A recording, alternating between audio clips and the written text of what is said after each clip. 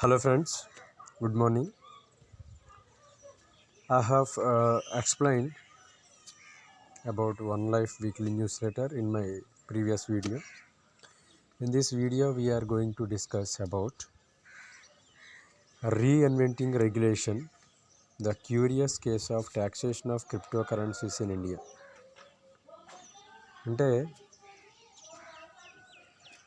ఇప్పుడు ఎవరైతే cryptocurrency investors ఎవరైతే ఉన్నారో ఇండియాలో వాళ్ళు ట్యాక్సేషన్కి సంబంధించినటువంటి డీటెయిల్స్ మీరు తెలుసుకోవాల్సిన ప్రాముఖ్యత ఉంది. ఎందుకంటే ప్రస్తుతానికి ట్యాక్సేషన్ని అమలు చేయడానికి ప్రభుత్వం అన్ని ఏర్పాట్లు పూర్తి చేసింది.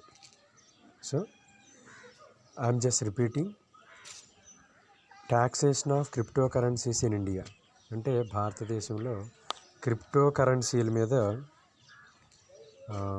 పన్ను విధానాన్ని రూపొందించారు కాబట్టి వాటి గురించి ప్రతి ఒక్క క్రిప్టో ఇన్వెస్టరు తెలుసుకోవాల్సిన అవసరం ఉంది.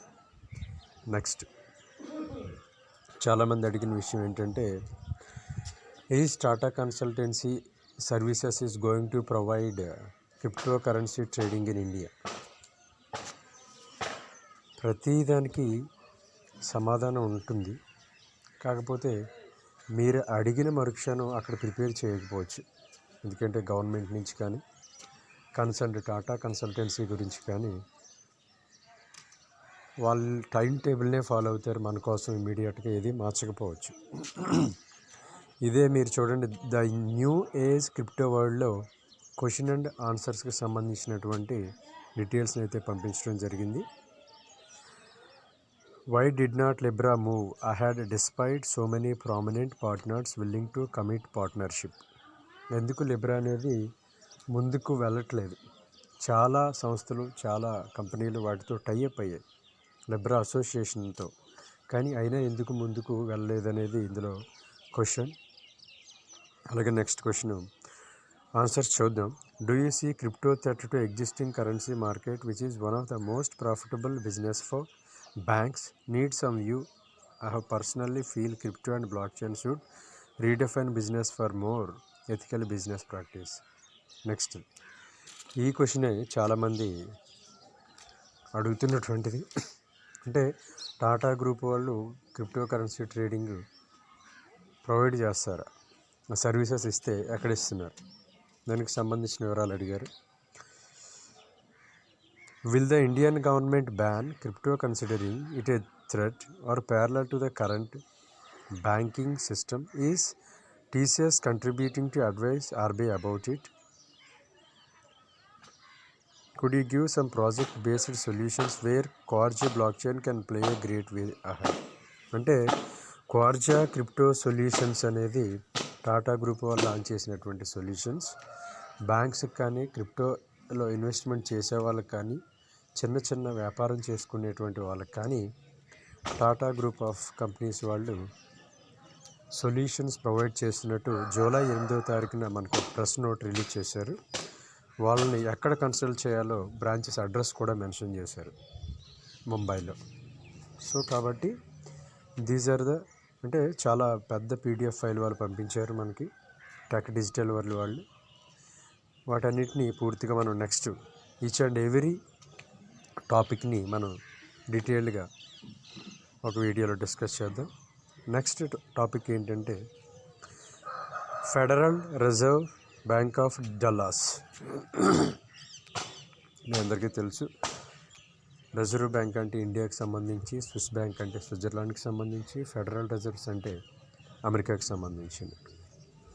వీళ్ళు ఇచ్చినటువంటిది ఏంటంటే ఈ file crypto currency market reactions to regulatory news.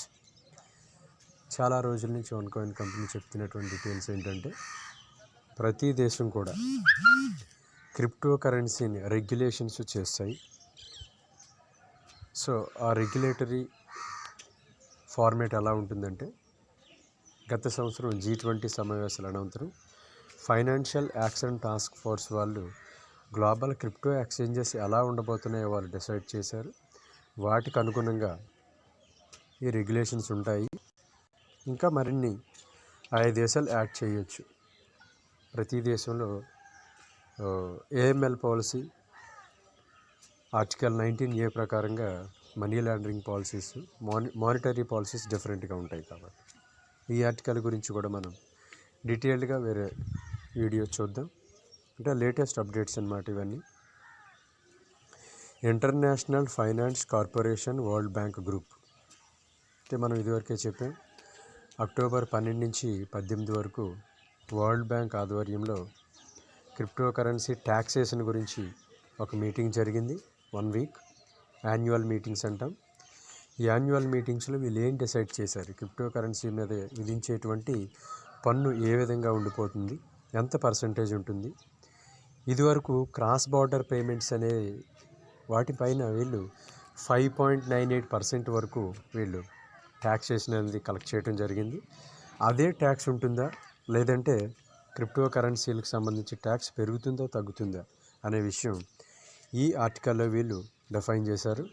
వాటి గురించి కూడా మనం అందరం తెలుసుకోవాలి. ఎందుకంటే అందరూ కూడా క్రిప్టో ఇన్వెస్ట్మెంట్ చేసిన వాళ్ళందరూ కూడా పన్ను అయితే చెల్లించాల్సి ఉంటుంది ప్రభుత్వానికి.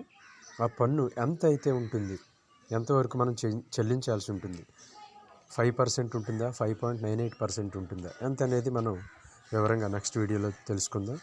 అలాగే ఇక్కడ మరొక ఇంపార్టెంట్ పాయింట్ ఏంటంటే, చాలామంది గ్లోబల్ పేమెంట్ సిస్టమ్స్కి సపోర్ట్ చేసేటువంటి క్రిప్టో కరెన్సీస్ ఏంటి,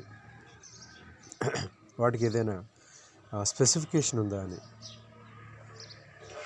స్పెసిఫికేషన్ ఉంది. ఏంటంటే, global stable coins are only permissible or permitted to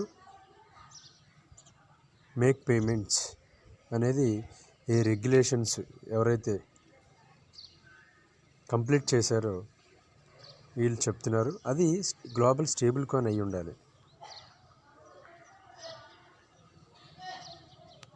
చూడండి ఇక్కడ, regulatory and financial stability perspective on global stable coins. ఇది కూడా మనకి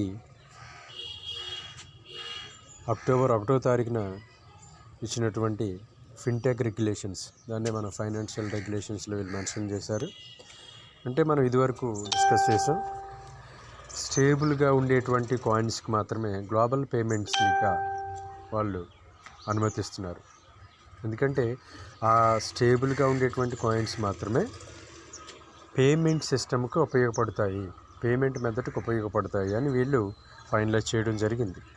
ఆల్రెడీ మనం IMF రిలీజ్ చేసినటువంటి సెప్టెంబర్ 2020 రిపోర్ట్లో కూడా మనం చూసాం, గ్లోబల్ స్టేబుల్ కాయిన్స్కి మాత్రమే వాళ్ళు పేమెంట్స్గా, ఈ క్రిప్టో పేమెంట్స్గా యాక్సెప్ట్ చేయబోతున్నారు. ఇక్కడ కూడా క్లియర్గా రాశారు చూడండి. Regulatory and financial stability perspective on global stable coins with the potential for global reach, వాటిని గ్లోబల్ స్టేబుల్ కాయిన్స్ అంటాం, could help to address consumer demand for payment services that are fast, cheap and easy to use and can operate across borders. I am repeating, global stable coins are very fast. Their speed is very high. They can travel within fraction of seconds from one country to other, and they are very cheap. We can use their services at lower caste.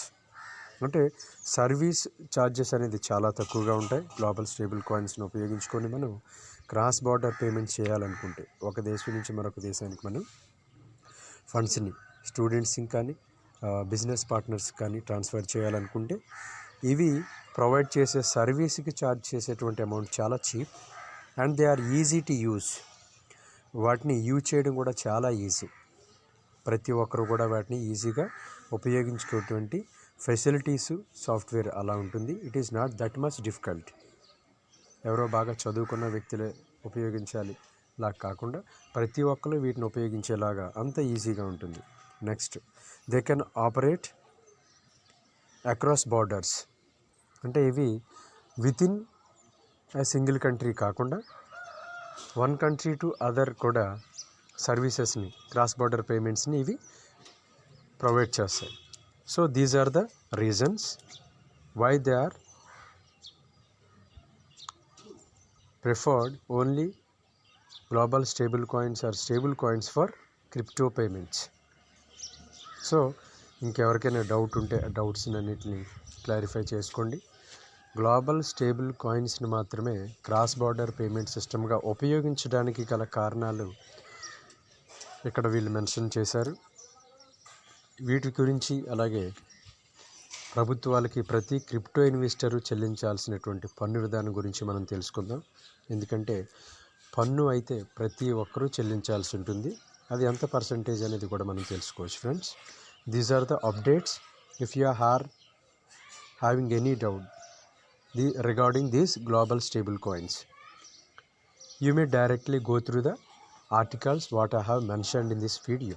You just go through those articles individually and study them clearly and give the education to your downline team or your friends or family members, those who have invested in this